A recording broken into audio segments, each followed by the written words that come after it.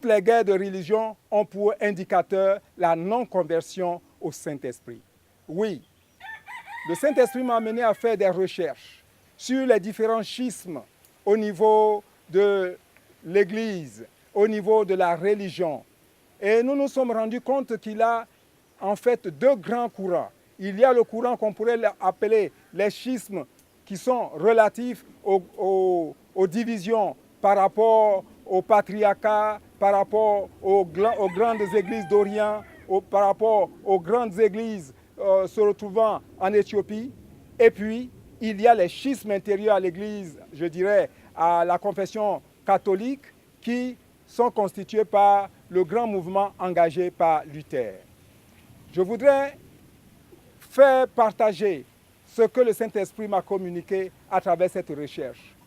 Il se trouve que dans la démarche de l'étude de l'histoire de l'Église, on se rend à l'évidence que les hommes et les femmes ont été souvent peut-être bien mobilisés, mais ils ont plutôt œuvré pour Dieu au lieu de faire les choses de Dieu. Je m'explique.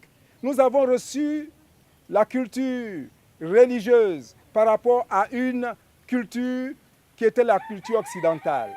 En effet, quand nous regardons, nous nous rendons compte au fil de l'histoire qu'il y a eu de grandes guerres, il y a eu de grandes perturbations, il y a eu de grands massacres, de grandes tragédies. Mais est-ce que ces tragédies-là ont eu pour fondement l'appel du Saint-Esprit? Est-ce que le Saint-Esprit a demandé à ces hommes et à ces femmes de faire la guerre pour imposer le règne de Dieu? Non. Jésus même le dit dans la parole vivante. Si j'avais besoin d'une armée pour me défendre, reprochant à Pierre le fait qu'il ait coupé l'oreille du serviteur Malchus, j'aurais demandé à mon Père et ce seraient des légions d'anges qui m'auraient défendu. Non. Toutes les guerres de religion montrent que nous n'avons pas compris les véritables fondements de la foi basée sur la révélation du Saint-Esprit. Et finalement, je demande à ce que vous puissiez faire aussi cette démarche et vous verrez que la plupart du temps, les motivations profondes de ces guerres étaient d'ordre soit économique, soit militaire, soit culturel, mais également aussi, vous m'excuserez, mais pour simplement une question de fesses.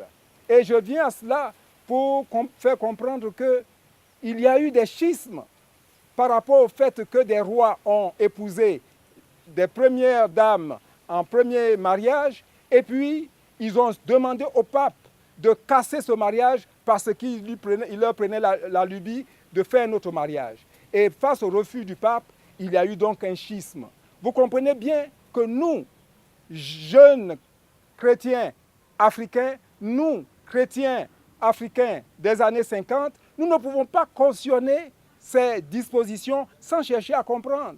Alors aujourd'hui, sans comprendre que les fondements des schismes sont souvent par des questions puériles, nous nous engageons à défendre des causes perdues. Non, Dieu ne veut pas que nous nous battions pour lui. Et je voudrais citer un exemple. À l'époque, j'étais chrétien très zélé et je n'avais pas le baptême du Saint-Esprit.